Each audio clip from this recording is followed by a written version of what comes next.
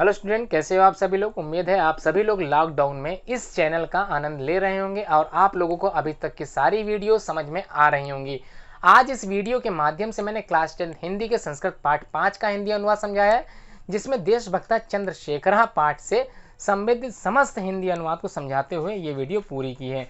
उम्मीद है ये वीडियो आप लोगों को समझ में आएगी। आप लोग इसे लाइक शेयर कमेंट जरूर करोगे और अभी तक अगर आपने ये चैनल सब्सक्राइब नहीं किया है तो स्टूडेंट इसे सब्सक्राइब जरूर कर लें। हेलो स्टूडेंट, वीडियो को स्टार्ट करते हैं। आज के चैप्टर 5 में देशभक्ता चंद्रशेखर के बारे में चर्चा की जाएगी, अर्थात देशभक्त चंद्रशेखर के बारे में आज के इस वीडियो में समझाया जाएगा। संस्कृत की हिंदी अनुवाद को समझाया जाएगा। समझ लेते हैं आप लोगों को कैसे स्टार्ट करना है। पहले तो ये समझ लें कि इसका जो संदर्भ आप लोगों को लिखना है, तो संदर्भ में बेसिकली आप लोगों को लिखना क्या है। संदर्भ अभी तक आप लोग समझ गए होंगे कि एक संदर्भ मैं बता देता था, सारे पैराग्राफ में वही संदर्भ चल जाते थे। तो इसमें क्या संदर्भ लिखना है समझ लेते हैं। आप लोगों को लिखना है, अगर इसमें से कोई पैराग्राफ पूछ लिया जाता है तो संदर्भ में प्रस्तुत गद्यांश हमारी पाठ्य पुस्तक के संस्कृत खंड के देशभक्ता चंद्रशेखर नामक पाठ से लिया गया है। अब आइए बात करते हैं, कहाँ से स्टार्ट करते हैं। स्थानम से। स्थानम देखते हैं कहाँ का स्थान लिया गया है। तो प्रथम दृश्य मतलब पहले दृश्य में जो आप लोगों को सिखाया जाएगा या बताया जाएगा, जो हिंदी अनुवाद समझाई जाएगी, उसके पहले दृश्य में देखते हैं। स्थानम वाराणसी न्यायालय न्यायाधीशस्य पीठे एक दृश्य पार्षिक तिष्ठति आरक्षक चंद्रशेखरम तस्य सम्मुखम आनयन्ति अभियोग प्रारभते चंद्रशेखर पुष्टांग गौरवण 16 वर्षीय किशोर। अब यहाँ का जो स्थान बताया गया है वो वाराणसी न्यायालय है। न्यायाधीश के आसन पर एक उत्श्रृंखल पारसी बैठा हुआ है। सिपाही चंद्रशेखर को उसके सामने लाते हैं। मुकदमा आरंभ होता है। चंद्रशेखर पुष्ट अंगों वाला गोरे रंग का 16 वर्षीय किशोर है। ये स्थिति थी और ये स्थान था। अब इसके बाद यहाँ से ये जो कहानी है, ये जो नाटक एक एकांकी है जो शुरू होने जा रही है, इसको एक एक करके पैराग्राफ से समझ लेते हैं। कौन कौन यहाँ पर संवाद कर रहा है, किस प्रकार से यहाँ वाद विवाद हो रहा है, आइए सीख लेते हैं। आरक्षक अर्थात सिपाही।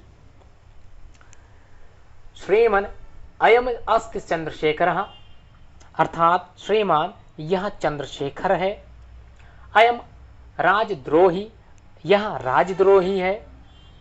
गत दिने अनेनैव असहयोगिनां सभायां एकस्य आरक्षकस्य दुर्जय सिंहस्य मस्तके प्रस्तरखंडेन प्रहारः कृत येन दुर्जय सिंह आहतः।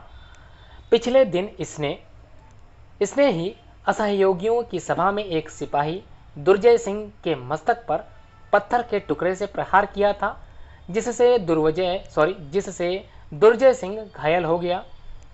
ये मुकदमा जो चलाया जा रहा है इसी के संक्षेप में चलाया जा रहा है। इस प्रकार के जो वाद थे इसको सुनकर न्यायाधीश कहते हैं, न्यायाधीश तम बालकम विस्मयेन विलोकयन रे बालक तव किम नाम। अर्थात न्यायाधीश कैसे हैं, उस बालक को आश्चर्य से देखते हुए, 16 वर्ष के बालक को आश्चर्य से देखते हुए पूछते हैं, रे बालक तेरा क्या नाम है। इस प्रकार के प्रश्न को सुनते समय चंद्रशेखर जवाब देते हैं, चंद्रशेखर आजाद स्त्रीभूर। अर्थात चंद्रशेखर कहते हैं आजाद, वो भी दृढ़ होकर एक संकल्प अपने मन में रखकर अपना नाम आजाद बताते हैं। न्यायाधीश तव पितुः की नाम। न्यायाधीश पूछते हैं तेरे पिता का क्या नाम है। चंद्रशेखर स्वतंत्रतः अर्थात मेरे पिता का नाम स्वतंत्र है। इस प्रकार के इनके उत्तर को सुनते हुए न्यायाधीश त्वम कुत्र निवससि तव गृहम कुत्रास्ति। अर्थात तुम कहाँ रहते हो, तुम्हारा घर कहाँ है, इस प्रकार के प्रश्न पूछते हैं चंद्रशेखर से। चंद्रशेखर कारागार एवं मम गृहम। अर्थात चंद्रशेखर प्रश्न सुनकर न्यायाधीश के जवाब देते हैं कि मेरा जो निवास है वो कारागार ही मेरा घर है, अर्थात जेल ही मेरा घर है। न्यायाधीश स्वगतम कीदृश प्रमत्त स्वतंत्रताये अयम प्रकाशम अतीव दृष्टः अदंड उच्चायम नवयुकम नवयुगः अहम इमं 15 काशाघातान दंडयामि। अर्थात न्यायाधीश चंद्रशेखर के इस प्रकार के उत्तर सुनकर उसको क्या कहते हैं, आइए जानते हैं। अपने मन में ही न्यायाधीश सोचते हैं, यह स्वाधीनता के लिए कितना मत वाला है। नवयुवक अत्यधिक ढील और उदंड है, मैं इसे 15 कोड़ों की सजा देता हूं। तो न्यायाधीश इस प्रकार के उत्तर को सुनकर चंद्रशेखर के उनको सजा में क्या देते हैं, 15 कोड़ों की सजा देते हैं। चंद्रशेखर नास्ति चिंता, और चंद्रशेखर इसकी चिंता मुझे नहीं है, इस प्रकार शब्द इस्तेमाल करते हुए न्यायाधीश को जवाब देते हैं, मुझे किसी भी प्रकार की चिंता नहीं है। अब बात करते हैं द्वितीय दृश्यम की। अब दूसरे दृश्य में क्या होता है थोड़ा सा समझ लेते हैं। ततः दृष्टिगोचरो भवतः कैपेन मात्रावशेषः फलकेन दृढ़ं बुद्धः चंद्रशेखरः कषाहस्तेन चंडालेन अनुगम्यमानः कारावासाधिकारः गंडा सिंहस्य। अर्थात इस प्रकार से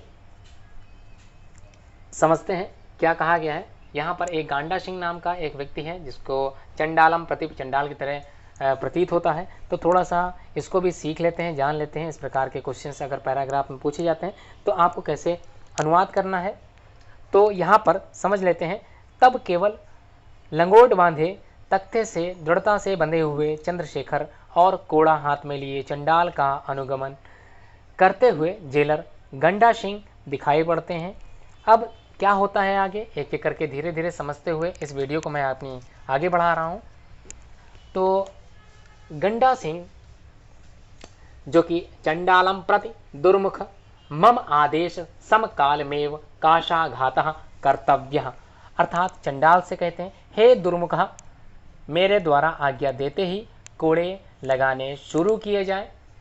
चंद्रशेखरम प्रति रे दुर्विनीत, अर्थात युवक, लभस्य इदानीं स्वाविन विनयस्य फलम कुरु राजद्रोहम दुर्मुख काशाघातः एकः। अर्थात दुर्मुख चंद्रशेखरम कश्या ताड़यति। अर्थात क्या होता है आइए जानते हैं चंद्रशेखर से। हे उदंड युवक, अब तू अपनी उदंडता का फल प्राप्त कर और राजद्रोह। हे दुर्मुख, एक कोड़ा मारो। दुर्मुख चंद्रशेखर को कोड़े मारना प्रारंभ कर देता है और कोड़े मारता है। चंद्रशेखर जयतु भारतम, अर्थात चंद्रशेखर भारत की जय हो, इस प्रकार के नारे लगाते हैं।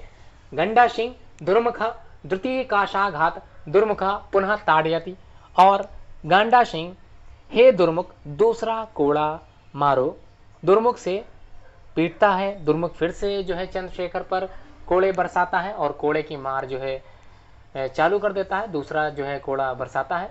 ताड़ितः चंद्रशेखर पुनः पुनः भारतम जयतु इति वदति।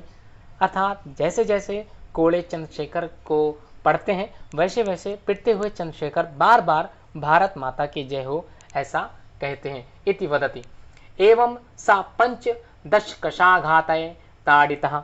अर्थात इस प्रकार वे 15 कोड़ों से पीटे जाते हैं। यदा चंद्रशेखर कारागारतः मुक्तः, जब चंद्रशेखर कारागार से मुक्त होकर बाहर आते हैं, आइए देखते हैं जब बाहर आते हैं तब क्या होता है। बहि आगच्छति, अर्थात बाहर आते हैं। तदैव सर्वे जनाः तम पारितः वेष्टयन्ति बहवः बालकाः तस्य पादयोः पतन्ति तम मालाभि अभिनन्दयन्ति च। अर्थात जब वो बाहर आ जाते हैं तब सारे लोग उन्हें चारों ओर से घेर लेते हैं। बहुत से बालक उनके पैरों पर गिर पड़ते हैं और उनका मालाओं से अभिनंदन करते हैं। चंद्रशेखर, इस प्रकार चंद्रशेखर किमिदं क्रियते भवदभिः वयं सर्वे भारतमातु अनन्य भक्तः तस्याः शत्रूणां कृते मादीयः इमे रक्तबिन्दवः अग्निस्फुलिंगः भविष्यन्ति। अर्थात चंद्रशेखर, आप लोग यहाँ क्या कर रहे हैं? हम सभी भारत माता के अनन्य भक्त हैं। उसके शत्रुओं के लिए मेरी ये रक्त की बूंदें अग्नि की चिंगारी हो जाएंगी। आपको चिंता करने की कोई आवश्यकता नहीं है। जयतु भारतम इति उच्चैः कथयन्त सर्वे गच्छन्ति। अर्थात भारत की जय हो ऐसा उच्च स्वर से कहते हैं नारे लगाते हुए सब वहाँ से चले जाते हैं। स्टूडेंट, आज की वीडियो यहीं पे समाप्त होती है। ये चैप्टर की जो हिंदी अनुवाद है वो भी इसी अंतिम पैराग्राफ के साथ समाप्त होता है। उम्मीद है आपको ये वीडियो, ये पूरा हिंदी अनुवाद चंद्रशेखरा का समझ में आया होगा। आप लोग लाइक शेयर कमेंट जरूर करोगे और सब्सक्राइब नहीं किया होगा ये चैनल तो सब्सक्राइब जरूर करोगे। स्टूडेंट, धन्यवाद।